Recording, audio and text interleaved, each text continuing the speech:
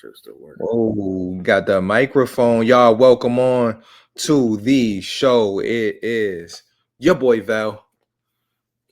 And Zyrus, we are back. Training camp week in effect. We are here. It's official. Not Yes, a yes, drill. it is not a drill, people. In the zone with V and Z. Obviously, we told y'all, man, this day was coming. We knew that the summer tends to move at a quicker pace. Here, especially in Buffalo, like it feels like the summer comes and it goes so quickly. But I'm not here to rush summer. I know Z not. I know even though he had, birthday last week and was able to, take that all in. Now that he 36 years young, Yes, sir. 36 years young and all that.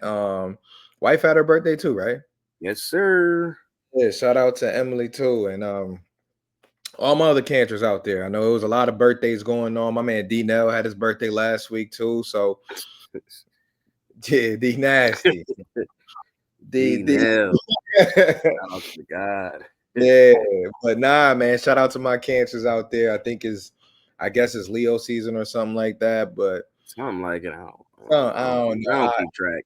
I just worry about the Scorpios for the most part. So shout out to my fellow Scorpios. We got about another 3.5 months, but we outside soon. But anyways, man, like I said, man, St. John Fisher, we got HBO, we got a lot of stuff going on, man. The rookies making their first appearance with the fans out there in Rochester and getting a chance to kind of see what training camp is like. And as we've been mentioning for weeks, man, this is that time when the balls, the footballs, we'll just get the footballs start flying, right? The helmets come on, not the pads yet. We know the pads are coming, but the jerseys, you get the first team reps. And somebody said on the radio earlier today, they said, man, this is when you start hearing the terminology like running with the ones, running with the twos, Mm-hmm. such and such was running with the threes. So a lot to get into. So Z, we are officially a couple days in the training camp. So I'm gonna start with you to get your quick thoughts on any of the notes that you've gotten from the first couple of days. I know you're a busy man, much like me. All right, I just had my first couple of days at the new job, so I know a lot of things are my head spinning a little bit, but I still been able to get my little snippets in, so I still kind of know what's going on. So as far as your evaluation goes, Z, I mean, what were some things that you like? Maybe what were some things that you were hoping to hear from the first couple of days, or what got your ears kind of poked out, from the first couple of days of practice? Yeah, I mean, I'll definitely start with, James Cook being present, participating. No holdout, no hold in, no controversy, no drama.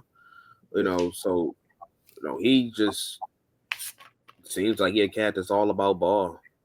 So I mean, for him to show up, granted, obviously he wants a number, he wants the business side of stuff to get taken care of, the contract to get taken care of. For him to be here day one, no drama. Like, I mean, I think it definitely shows that his character and his desire to show up for himself and for his teammates. So I kind of just wanted to start there, because Yeah, you never really knew how that was going to play out. Because you look at the Trey Hendricksons of the world right now, and Terry McLaurin's, and there's countless examples every year of players holding out from contract disputes and whatnot. But to right. not have that here again, I mean, Bean and McDermott have been here what 8 years now, and to not have had any type of holdout situation, I think it speaks to how they handle business and how they run things. Like, to be able to keep things this clean, I think speaks Right. to the program that they have developed here. And James Cook said it today when he had his press conference. Like, he wanted to show up for himself, for his family, for his teammates, and he said, I want to be here. I love my family here, my players, the city, the fans.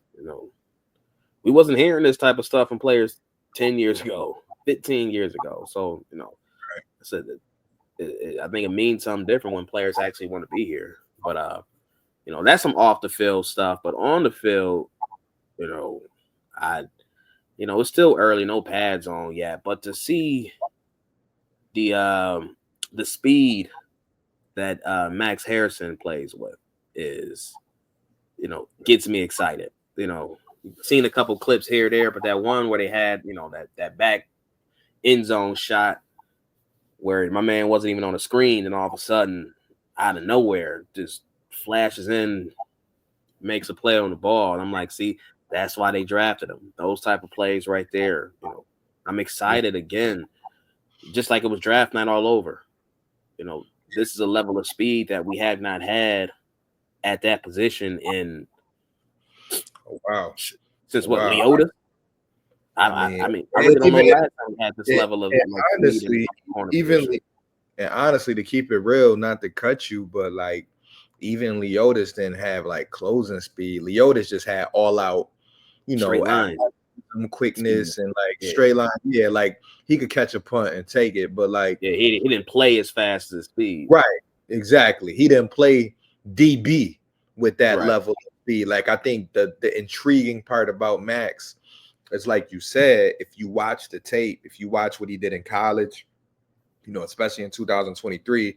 And if you watch, just some of those small clips that he's shown in the first couple of days, it shows up on the field. And that's what you normally want from a guy that's running a 4.3 or a 4.29. You want to be able to see it on the field and you be like, oh, okay, I see it. You know what I mean? Like, it's just like when you watch Xavier Worthy when he catches the football with the Chiefs, you know what I mean? You see the speed jump off the screen. And I think the Bills realize, like, listen, when we playing some of these quick receivers, the Tyreek Hills, the Jalen Waddles, the Zay Flowers, Jordan Addisons of the world, like these dudes is coming and they cutting on a dime. And you got to be able to have DBs who can kind of move with them. Not kind And of, have that closing speed. yeah, and had a closing speed to get to that ball because we know all of these quarterbacks not throwing the ball like Josh Allen and like Patrick Mahomes. Like all it takes is for you to mistime that pass by half a second, and that's an interception going the other way. So kind of like you said, I also was happy to see him already getting his hands on a couple of those balls out there and just showing off that quickness because that's going to have to be the difference in that cornerback room this year is going to be athleticism, quickness to go alongside with obviously what Benford puts on the other side. So yeah.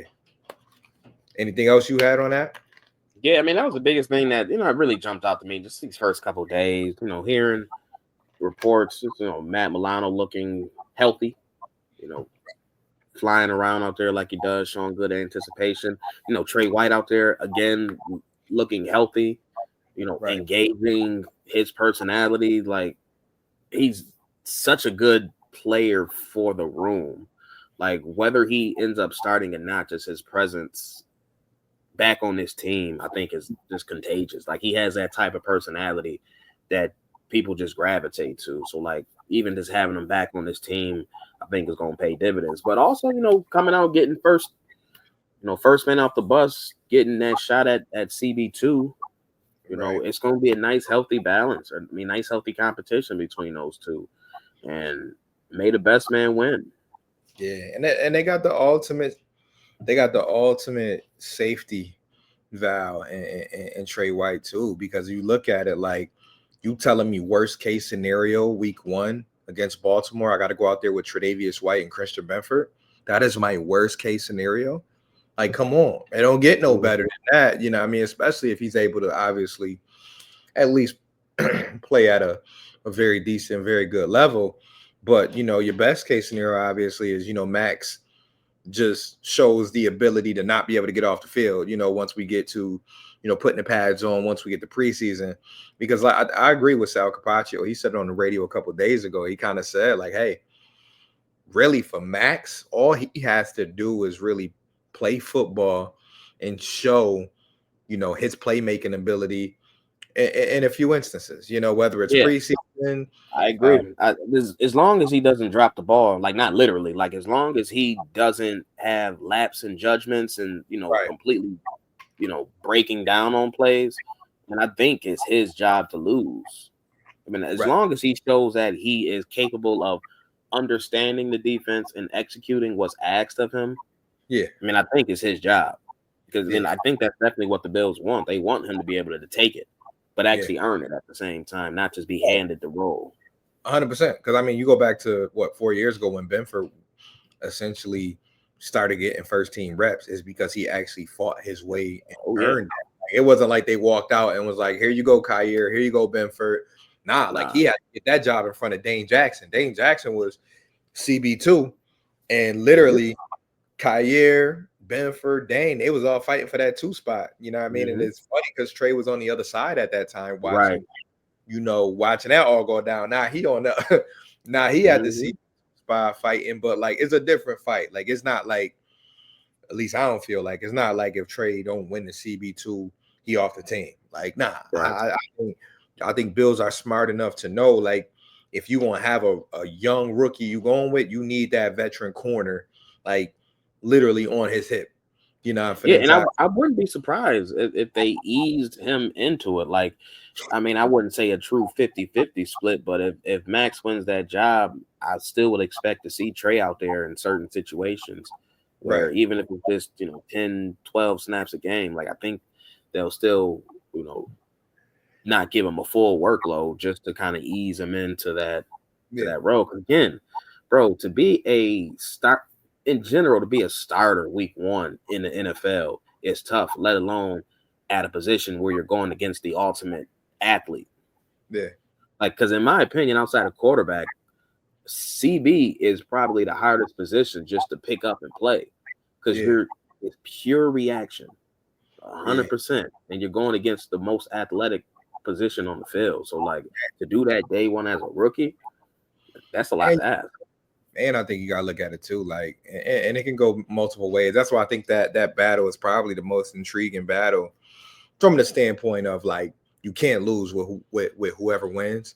But like if you look at it from a standpoint of week one, we are playing one of the top three offenses in the entire National Football League. So Hmm. you know McDermott is going to be very thorough about who he chooses to put out there, starting at least on week one. There's Sunday no night. margin for error week one. It's Yeah. we're So not so starting the season against the Saints. No disrespect to the Saints, yeah, but or the we're Cardinals going like last straight against the other alpha in the AFC. So, like, night. if Lamar, you Eric Henry. Yeah. if you're not ready and you don't show up, you're gonna get ran out the gym. Yeah. So So it's gonna be fun. I think that's definitely shaping up to be, and I know they came out kind of 60-40 or 55, whatever you want to call mhm, it, but right around that. pretty even to start. And I look forward to, as always, when the pads come on, you That's know, when it starts. Because over the again, someone with speed looks good in shorts and a t-shirt. right. But let's see what happened when that physicality come up. So let's see again, like on the other side of the ball, I want to see Keon Coleman once some pads come on because Yeah. shorts and That's t-shirt for a bigger physical receiver don't really do much of anything. But let me see y'all boys go at it when some pads come on. yeah, because he And gonna we got embarrass some him. real jams and some real hand fighting going on. Let me see if Max can hold up because he does have a smaller frame. Yeah. That's gonna be the fun part. Like them wide receiver DB battles when they get the pads on. And the O line, D line too. But like Oh yeah, naturally. but from the skill standpoint, knowing that we got some real competition at wide receiver and corner, that's gonna be fun to see. Once the pads get on in the next week. So yeah, I think my only quick observations, and like I said, it's from the outside looking in, haven't gotten a chance to get out there yet, but I think I like the fact that I'll first start off with the veterans, that a lot of the veterans seem to be taking on that role of truly um embracing not only the culture but just the whole teaching of the guys around them. Like, from Deion Dawkins to Christian Benford. Obviously, Josh is naturally just doing that just on his own. To the Dawson Knoxes of the world. I'm starting to really see. We've watched him grow essentially, but the year nine Dawkins, the way he taking his whole family to the podium and you know, Hmm. and just speaking so highly of the individuals around him, including obviously James Cook. And then you see Christian Benford, taking those defensive backs and really taking Max under his wing along with Tre'Davious White. But we know Benford has never been that, like, he never really been a vocal guy, but like I've seen him in more clips recently, and I don't think it has nothing to do with Hard Knocks, but just kind of like pouring Yeah, into. yeah. I watched that Embedded that came out the other day too. That's just even seeing him like at minicamp being the one of the leaders on the defense, vocally stepping up and filling that role. Because again, I mean, you think over the last couple of years, the amount of veterans and leaders and captains that aren't on the team anymore. So No Micah Hyde. you are now one of the leaders of this defense. Hey, plus you get that big ass contract. This you gotta you gotta Yeah. assume some more leadership roles. And right now it looks like he's stepping right into it. Yeah, and I think the key is too is that I think he realizes that they're gonna listen to him just because most cats gonna respect his grind. You know, he wasn't a first round pick, he wasn't a second round pick. We are talking about a fourth or fifth round pick out of Villanova, a basketball school at that, who made it to beating out the first round pick, beat out the veteran. It might have been sixth round. Yeah, so he beat out the veteran on the team and Dane Jackson that year, who was just in the playoffs the year before. So like, hats off to Benford. I think his story is like crazy to the point where I was looking at his jersey the other day. I said, man, do I gotta rock a 47? No John. If the number was better, I know, 100. right? But I think I'm like, well, 47 John is just such pulled it off, a right? trash number. I know. I'm like, John Lynch pulled it off, but that's about the only one who I knew who pulled off 47. Like It that was. still ain't look good on Lynch. Nah, I really didn't know. I just had to dig deep to even think about that. I was But like, man, again, that goes to show you, like, bro, when you was drafted, you got a trash number. yeah, Because niggas you just wasn't like, a top pick. You not that guy. Coming off of the draft. That don't mean you ain't had a talent. But that again, this goes to show you, like, if you ain't get drafted and get 24, right. 28, or 20, 25, one of them sexy 20 numbers. Like, bro, you got 47. But now you one of the top paid corners in the league, pound for pound, top 10, borderline top 5. And they go to show you that the number don't make you, the player makes the number most times. Like we know us sweet numbers look good. You know what I mean? You get a number 1, you think of the Cam Newtons of the world, Debo Samuels, you get a number 5, you look at what McDaniel's able to do with it, or not McDaniel, his name is Daniels. Daniels. Shit, Tyrod made 5. Yeah, Tyrod made 5 look fly a little bit. Tyrod had 5 looking good for a little bit. I say he has that. He might be back. You never know. Yeah, T-Mobile. Listen, I'll gladly take Tyrod back in our locker room. I ain't gonna hold you. Like, no bullshit. He was there from day one, and he got dealt the tough card with the whole Nathan Peterman shit. But I love to have Tyrod back as a backup, man, because I that's one backup position that I'm not truly sold on. The whole Mitch Trubisky versus Mike White. Do I care? To a certain extent, I don't. But then at the same time, I'm like, this roster is so good that like I would hate. That's all I'm gonna say, for something to happen, and we got to roll out Mike White in December or Mike White in January. At the end of the day, if Josh not in there, it don't matter what backup across this league is in there. Of course, the team is not. Well, I wouldn't even say that. Nah, bro. Nah. It's a couple backups. Nah. You ain't taking your man Jameis Winston in one playoff game? Bro gonna throw for 550, 4 touchdowns and 7 picks. He too scary. Yeah, that's the Black Fitzpatrick right there. Bro, Jameis is in a world of his own. There is nobody in the class of Jameis. No one has done what Jameis 30 and 30, bro. He got to be in the Hall of Fame just for that alone. Like, I hope they put his cleats or something in there for that season. I know Fitz had a close season like that. I know with Miami, he must have had like 25 and 24 one year or something like that. Like they comparable in ways, but definitely Winston is definitely the version of like J.R. Smith of football. Like that nigga is like, you don't know what you get. You might get 30 or you might get 2 for 11 and pulled in the fourth quarter. Yeah, I mean, straight J.R. Smith, no Jamal Crawford, J.R. Smith, Jameis Winston, same person. But I do want to touch on a couple other positions, man, before we try to wrap up training camp convo, because I love to go off a full week. I mean, it's tough when you 2 days in and you like trying to grab for stuff, but just like most reporters right now, they like, well, some of the stuff you can't really tell because no pads is on. But I will say a couple, note, real quick. Yeah. Fitz with the Bills in 2011, he had 24 touchdowns and 23 picks. See, I was close. I was close. That's At 25, even a 20. crazy stat line. Yeah. Sheesh. Yeah, I was close, man. I knew it was something like that. I don't know what his Miami joints was, but the Bills joint. Nothing crazy. Okay. That Bills joint crazy though. You think about that though, but like that's the shit that we live through. Like that's why 23 picks is a lot of picks. that's what I'm saying. And we dealt with that. That's why, yo, that and we ain't got to talk on it too long, but that's why I'll say, you know, for him to be considered a Bills like, you know, legend or whatever. That's why I never fully understood the appreciation for him as a player, because I'm like, I get the love for his personality in the moment. I really think that's what it was. I think it's his personality outshines the stats. Like when you look back and look at his stats, like it was very pedestrian, but it was. I think it was such a as a person, he seems dope. Like it just he has the lore here. I get that, but the way some people was talking, I'm like, yo. I don't know if I was as emotional as I was back then, but I used to watch those games in college because half of those games I was in pissed. I was in St. Rose, so I'm watching this game with some of my people out there, and they like, it's your Bills team. I'm watching this nigga fumble, throwing picks in the end zone.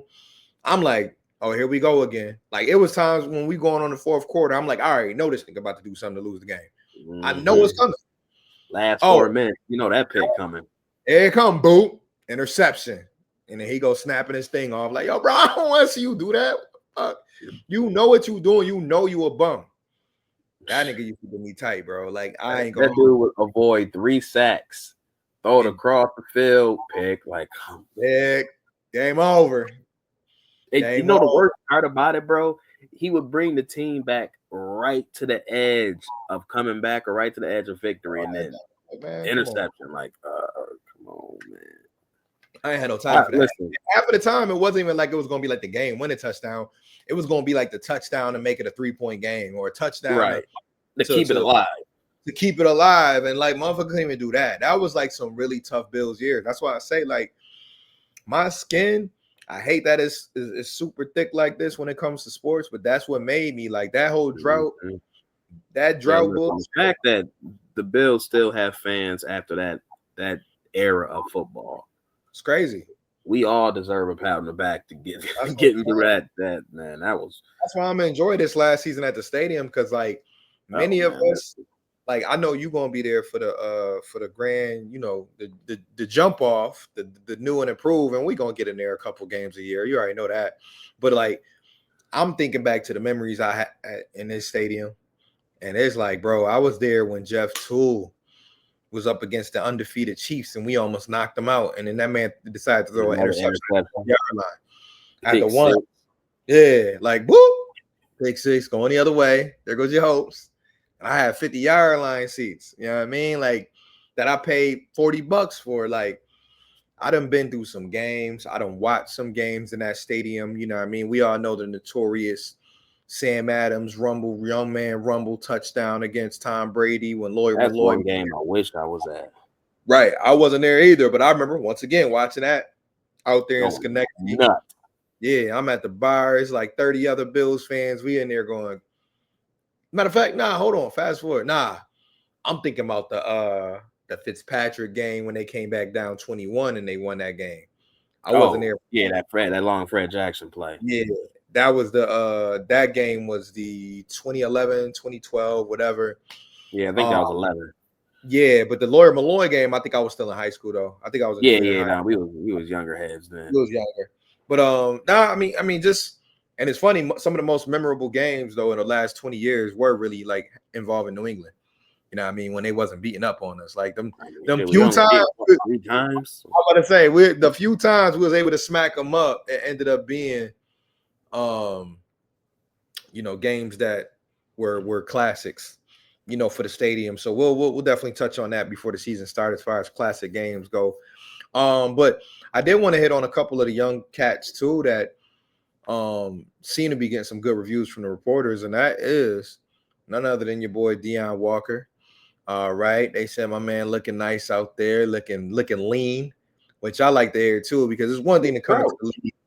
seeing a couple of videos of him, like it's always again, we always when we talk about NFL, we talking, world class athletes.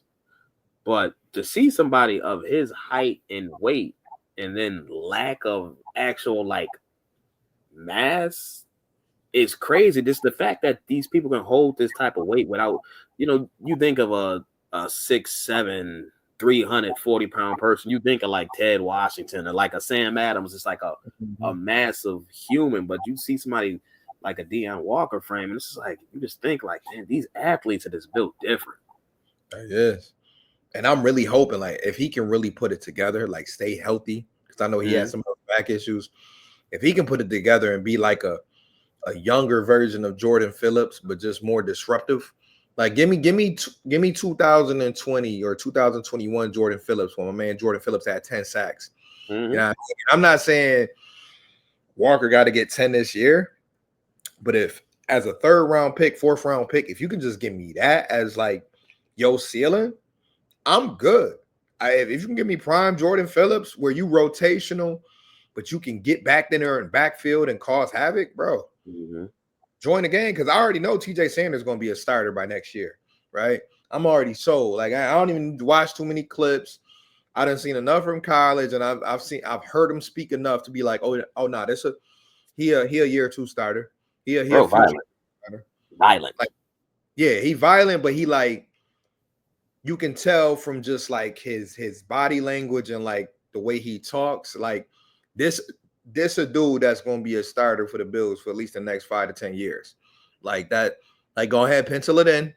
That boy going to be right there next to Ed Oliver, and they're going to make it work. They don't, we used to worry about the size of the person next to him, all that shit. No, put in pin or whatever you want to Ed Oliver and TJ Sanders starting next year. And even this season, I think TJ Sanders is probably going to see at least 55, 60% of the snaps out there on that D-line. Because I feel like they're going to get to a point where they ain't going to be able to really keep him off the field. As long as he being disruptive, they're going to be like, nah, he got to be short this. Yeah, and again, with Ogunjobi out for those first 6 games, Sanders and Walker got an opportunity to really force the Bills to make a tough decision. Yeah, I already said one of them two boys. I don't know. I know they like them both, and I would love to have them both, but I don't know, because what did that mean for Dwayne Carter? What does that mean for Daquan Jones? Like, yeah, but again, if they start eating, and they a big part of that rotation, and they sign Ogunjobi to be in there too, where them snaps coming from? It's a good problem to have, though. Like that's one. It's a great problem. Because again, Dwayne Carter's a 3rd round pick from last year, so man. it went from a position of weakness to a position that looks much better in a matter of a couple months. They completely changed that room around. Because we came out of January, going, I would say definitely right after the Super Bowl, most Bills fans like myself said, okay, we have to again. We have to think about it. We have to address that defensive line and get better. When we had those conversations, I kept saying, bro, this year we have Ed Oliver and we have Dwayne Carter under contract after this season. That's it. So I'm like, they need help now and in the future. And after the draft, they completely turned that on its head now, because now you got Ed Oliver long term. You got Dwayne Carter on the rookie contract. You got Walker on the rookie contract. You got Sanders on a rookie contract. Landon Jackson. Like, I mean, Hoyt is on here long term, who can also drop down to the middle of the defense. Solomon his rookie deal too. Like, so like it. That D line in general got a whole lot younger. Yeah, you go 12 deep right now, and the thing is, they're gonna have to cut it down to 9 or 10. So that's really gonna be the thing to watch. You got 12 guys right now, and I mean I'm probably missing one, but you got about 12 guys, and that got to get to about 9 or 10 before the year is over. I mean, before. Yeah, I mean, good thing they don't have to make that decision right now with 2 suspensions, but after week 6. Yeah, some got to give. Some got to give. Man. But I like it though, man, because I mean, we get a full preseason when we get to. Because wait, do the 2 guys that are suspended, do they get to play in preseason? Yeah, the suspension doesn't start until the practice week of week 1. Okay, so they gonna get a chance to even get they. I bet you he gonna have him play a lot too. Like Oh, if a I whole know lot of snaps. Bro, he you might about have to have the next month and a every half quarter. off. You about to, Yeah, bro, you about to play. yeah, You playing into the third quarter, dog. yeah. Well You into it. yeah. I'm pretty sure he gonna have them like really getting those reps in, along with the young guys, because you got to see a lot of Deion Walker. You're gonna have to see a lot of Landon Jackson. I think Javon Solomon. He might as well get ready to fucking play 75% of preseason, He if needs not a more. he needs a big preseason. Yeah, he do. He Dwayne needs Carter too. a Like I'm big not gonna lie, preseason. like Yeah, Dwayne them young Carter and Solomon. man, listen, them young cats better be ready because I'm telling you right now, I know McDermott, I know Babbage.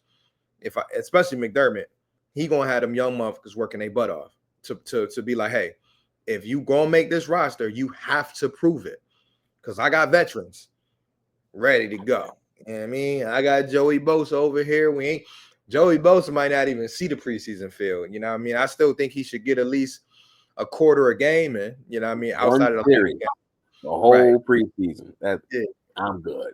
Right. I was about to say, I mean, I don't want to, say bubble wrap Bosa, but like, No, it's not bubble wrap, but again, you've been in the league that long.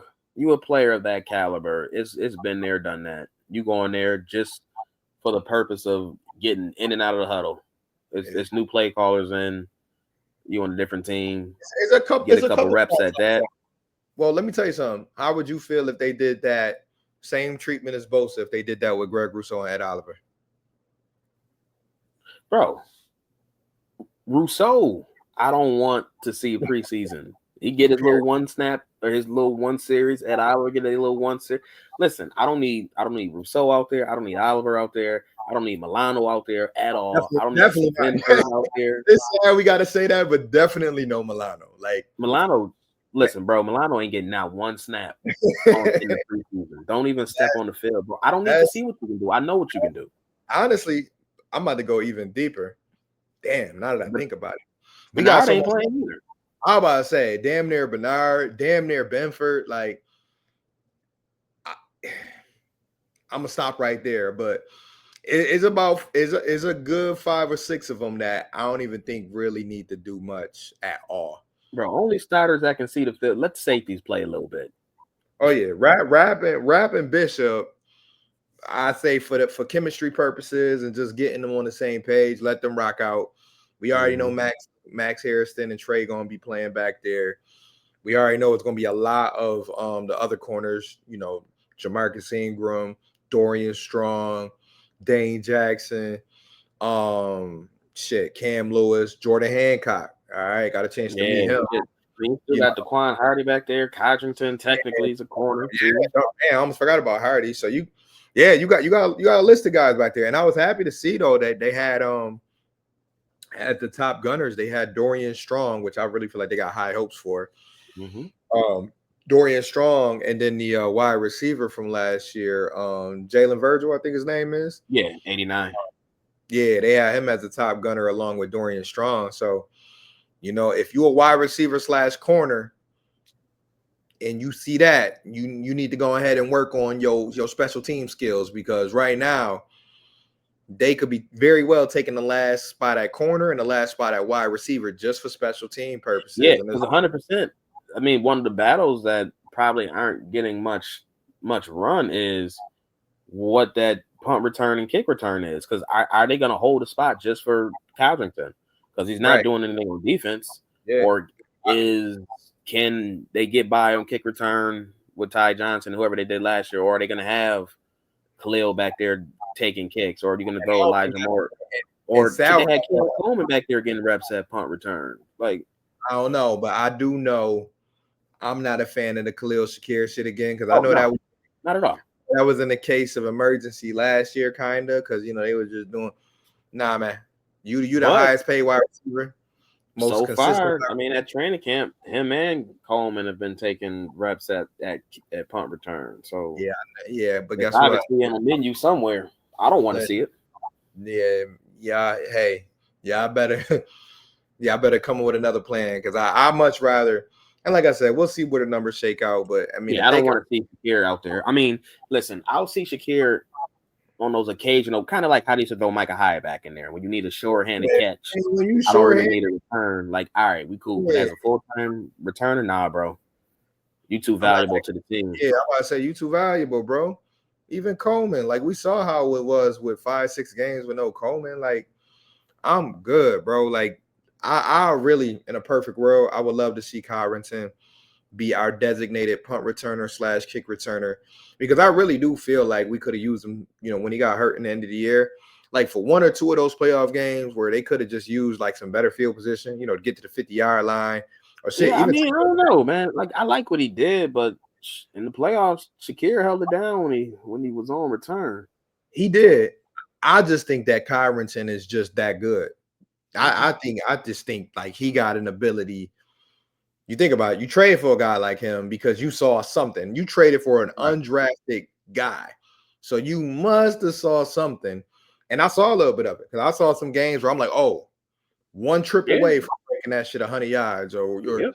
or one little boo-boo and my man gone. So like, and when you already got an explosive offense, it's not like you really need that. And I think that's where the Bills are at. It's like they so good on both sides of the ball where like having a dynamic punt returner or a kick returner is just a little bit of this. There's a little bit of Yeah. extra season. One thing I'm Yeah. curious about with punts dropping pretty dramatically last year, like number of punts and punt returns, and with the kickoff rules changing again this year, and it's a good chance those punts even decrease more. Are they going to dedicate a roster spot to someone who gets 3-4 plays a game?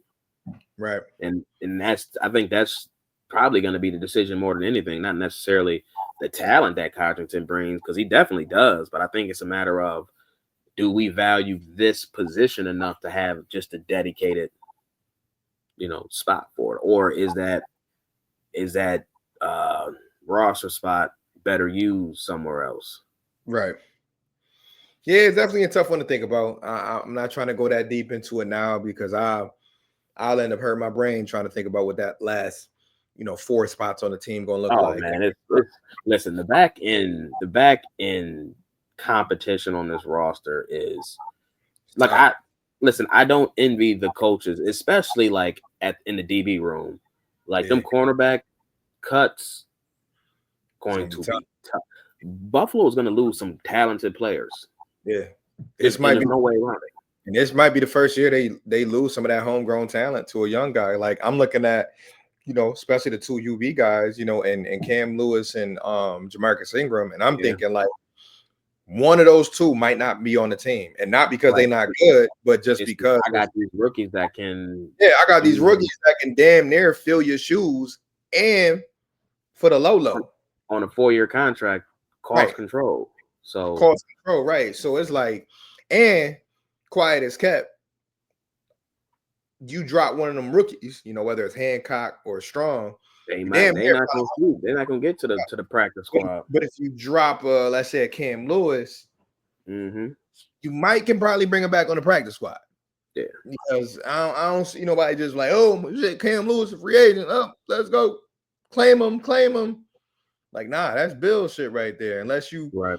really, really know the Bills DBs, like, some scouts might. And they be like, oh, now we gotta get that Cam guy. He the next Buda Baker. I don't know. But that's a stretch. Yeah, definitely a stretch. I was gonna let that. I'm like, oh, that's a Nah, I stretch. threw a name out there, but Yeah, nah, Jamarcus Ingram Buda got Baker. yeah, Ingram got potential in this league. It's just he always been playing behind some good cats, so it is what Mm-hmm. it is. But I think the last thing I'll hit with is what are you looking for now in the next week though? Pads, Because baby. Just pads. It, yeah, I'm with you. Because again, once the pads come on, now we got O line and D line in play. Because right now they essentially playing patty cake. But once them pads come on, now we can actually start to evaluate. Again, this whole O line is back from last year. The entire starting five and every single one of the depth linemen from last year. So that cohesion should already be there. So I'm looking forward to seeing how this O line stacks up with this defensive talent up there. So that's definitely what I'm looking forward to next week. If these pads coming on and these big boys up front, Let's see how they get it. I need to see the nasty. I don't even mind seeing a couple fights. I need Yeah, these boys getting there and getting dirty. I'm with you. I mean, I think next week we still got 2 more weeks until the first episode drop. You know, Hard Knocks, which I'm really really looking forward to now. But Oh yeah, me too. I don't know. Would them episodes be an hour, 30 minutes? Would they be 30? I think they're an hour. Okay, good. I need an hour long, just kick back, Mm-hmm. watch the boys, and get excited. But nah, I think I'm with you, man. I think we've pretty much said it this whole episode, man. When the pads get on, you really get to see, like they say, you separate the boys from the men, right? Like, you know what I mean? Keon, you get them little DBs on you, little tug of war, beep beep. You know what I mean? Show them a little something, get off the line of scrimmage, create that little bit of space, catch the ball, get upfield. Because I really feel like guys like Keon, um, you know, even Elijah Moore to a certain extent, because Elijah Moore, as shifty as he is, he still gives you some physicality because he knows how to catch the ball at the point of attack. Josh Palmer, seeing his length and his body up against some of those young guys too, just being able to see him when the pads come on as well too. I'm just looking at that. You said the trenches. I'm looking at the wide receiver corner matchups, the tight end safety matchups. I know they said the tight end that we drafted is very physical at the point of attack. I'm looking to see him mix it up because he's probably going to be a part of one of the first fights just by hearing how. He got punched in the face by Epinesa earlier. Oh, he did? Yeah, on some stuff. He wasn't even involved in the play, and this guy randomly punched. I don't even know what that was about. That sounds about right. Catching strays. All right. Yeah, nah, but they said he got nasty to him. They said his favorite part of the game is just blocking, like just being violent. So, like, he will probably be one of the first out here. Oh yeah, he gonna probably be a part of one of the first ones because I know how, like you said, AJ brought him up. I know how AJ give it up. AJ, one of them, you know what I mean, just reckless wild dudes too. You know what I mean? Taylor Rapp, you know what I mean? Fucking, it's a handful of them cats out there. You know, fucking Dorian Williams. Hopefully he's healthy. I know they said he was getting his calf wrapped up, earlier. But yeah, man, I'm looking forward to all that, man. More clips, more more exposure from the rookies, just getting a chance to go up against those veterans and really iron sharpens iron at this time of the year, man. It's like, man, how much better can Max get in the next 4 weeks, man? How much better can Keon Coleman get, as he gets more reps with Josh Allen? Because I really feel like there's a couple guys on this team, especially the young guys, that's really on the brink of taking that next step, including Keon, Kincaid. I'm looking at what can James Cook add on top of what he did last year. They said he even looks even stronger. Like, he looks more elusive. Like, if that's the case, what are we about to see from James Cook this year? So I'm really excited to see what we can come back next week and talk about. Obviously, for those who don't know, my friend, my reporter, was a little busy last week or this week as we record, so I couldn't really catch him this week. But next week, the hope is that we get him on and try to get him in a little bit of time frame and make sure we get, what I would like to say is views from the field, and kind of get an idea of what's really been going on at St. John Fisher from my guy. But outside of that, we ain't gonna hold y'all too long. We appreciate y'all for tuning in, watching us, or just listening on your ride to work. You know what I mean? I know these are the days of, that content creators we live for, because, now we got a little something, right? We spent the whole spring/summer kind of ducking the waves. Yeah, it's like, ain't much going on. All right. But now we got the helmets. We got the players back in Western New York. We got the families back in Western New York. And more importantly, great competition, good energy. I wore my Bills polo to work today and felt good. I'm like, man, it's that time of the year again where you start to sprinkle in your Bills gear back again. I mean, not that. I mean, we live in Buffalo, so Bills gear kind of don't really get a month off. I was about to say, ain't no time where it's not Bills gear out there. But for me and, the profession I work in, it's nice to be able to, start to throw back on the Bills polos and get a couple, go Bills and a couple of the nice polo. I'm like, yeah, I got about 100, but let's yeah. You even know how much money I spent on Bills. Right, like if you only know, man. But nah, man, it's a great time of the year, man. Again, love being able to recap real practice, real football field activities. And next week, we're going to have so much more. So for me, ask y'all to tell a friend, subscribe, share, do all of those things that you can do to help us out as we get ready for this new season. Anything else you want to hit in with, Z? No, that's it, man. Just tune in. We got Hard Knocks dropping in a couple weeks, so more behind the scenes. Another embedded just dropped, so much content from a Bills standpoint. Training camps. We got the blue and red scrimmage in a couple. Is that next Friday? Yeah, that's next Friday already. Friday, we got. Oh, we ain't even touch on it too. We got the release of the red helmets for the last game of the season too, man. So, beautiful thing. We got the 1960s throwbacks coming back for a couple weeks. So, like, listen. But like Val said, man, we appreciate y'all rocking with us for another week. So, please like, subscribe, share, comment, all that good stuff. But we appreciate y'all, man. We love y'all, and we will see y'all next week. That's right. Peace out, man. Y'all enjoy, and as always, go Bills. Go Bills. Beep, beep.